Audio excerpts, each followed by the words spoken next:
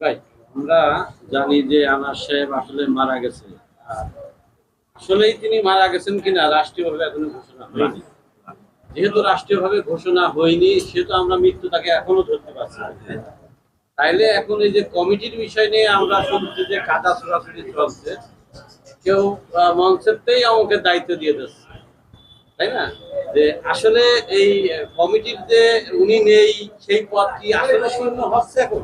না, যে এই দায়িত্ব দেওয়া নিয়ে আপনারা চিন্তিত? আচ্ছা, আমি কি বসে উত্তর দেবো না না, বসে দাঁড়াই? বসে যত সময় যত সময় বাংলাদেশ সরকার কর্তৃক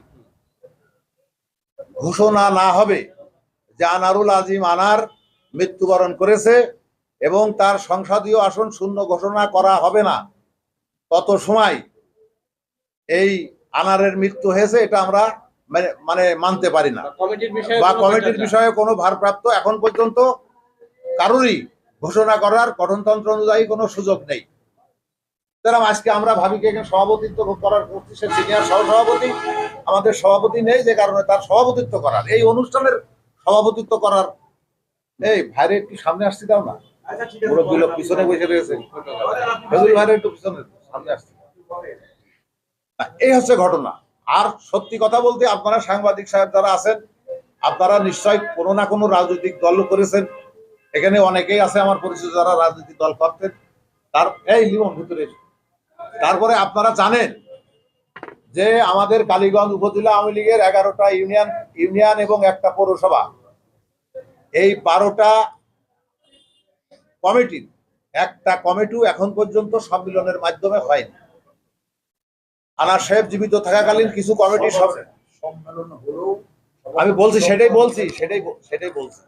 আনার সাহেব কিছু ইউনিয়নে সম্মিলন করেছিল একা, মান্নান ভাই সেখানে যায়নি এবং মান্নান ভাই কোনো কমিটিতে সইও করেনি। যেহেতু সাবেক সভাপতি সই করেনি, একটা কমিটিও বৈধ না। যারা এই যে পরিচয় দিচ্ছে যে অমুক ইউনিয়নের সভাপতি সেক্রেটারি, এগুলো অবৈধ। কারণ আপনারা যারা সাংবাদিক ভাইরা আছেন, আপনারা জানেন যে এই কমিটিগুলো বৈধ না। যত সময় প্রেসিডেন্ট সেক্রেটারি একমত হয়ে কমিটি স্বাক্ষর, একটা কমিটি ইউনিয়নে হবে, ওই কমিটির সাংগঠনিক সম্পাদক লিখে দেবে যে এই কমিটির অনুমোদন দেওয়া হোক, তখন প্রেসিডেন্ট সেক্রেটারি মিটিং থেকে এই কমিটির অনুমোদন দেবে, তারপরে ওই কমিটি বৈধ হবে। এরকম কোনো ঘটনা কালীগঞ্জের বুকে ঘটেনি। আর কমিটির অনেক সভাপতি দেখা যাচ্ছে যে আমাদের এই কমিটি হয়েছে 2004 সালে।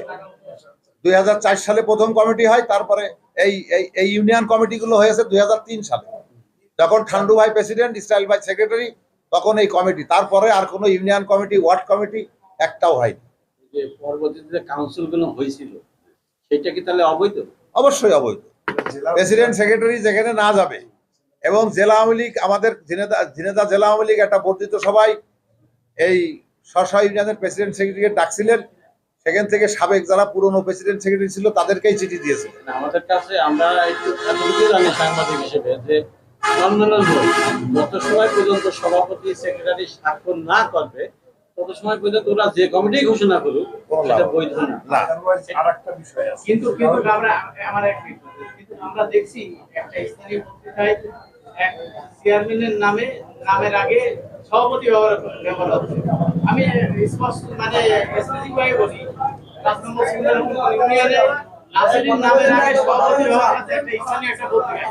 আমাদের কথা হচ্ছে যে ওই কমিটিতে তো সভাপতি সই করেনি, তাহলে সে কিভাবে এটা দাবি করে? সভাপতি সই করেনি, ওই কমিটি অবৈধ। এবং আপনি যে সাংবাদিক সাহেবের কথা বলছেন, তার সাথেও আমার কথা হয়েছে, উনি বলেছে যে ভাই আমি জানি এখন একজন দিলি কি করব। এখন ঘটনা আছে যে এরা তো গঠনতন্ত্র জানে না। আসলে সত্যি কথা যেটা, এরা গঠনতন্ত্র জানে না। গঠনতন্ত্র মোতাবেক কোনো কাজ এই কালীগঞ্জে দীর্ঘদিন হয়নি। আজকে আমি একটু বলি ভাই, তারপরে আপনি বলবেন, বিজু বলবেন। ঘটনা আছে যে আমি জেলা আওয়ামী লীগের মেম্বার। আমি আনার সাহেব যখন জীবিত ছিল অনেক মিটিংয়ে গেছি। অনেক ছোট নেতা যারা ছাত্রলীগ যুবলীগ করে, তাদের আগে আমার বক্তব্য দিতে দিয়েছে, তাদের আগে। তার কারণ এরা গঠনতন্ত্র তো জানেই না। ওদের অফিসে যেয়ে দেখেন একটা গঠনতন্ত্রের বই আছে কিনা, গঠনতন্ত্র পড়ে কিনা। আর মেন কথা যে আমি এখনো বলছি, আমাদের যে গ্রুপটা আছে, আনার হত্যার ব্যাপারে যত আন্দোলন সংগ্রাম হবে, প্রত্যেকটা আন্দোলন সংগ্রামে আমরা সমর্থন করি এবং ওদের সাথেও আমাদের একসাথে মিলে করতে কোনো অসুবিধা নেই, কিন্তু সেটা আমাদের ডাকবে কে? আমাদের ডাকতে হলে হয় ডরিন ডাকবে, না হলে ডরিনের মা ডাকবে, তাহলে আমরা যাব। আমরা আশরাফের ডাকে আমরা যাব না। আমাদের- সেক্রেটারি হ্যাঁ, আপনারা কেন টাকা লাগবে?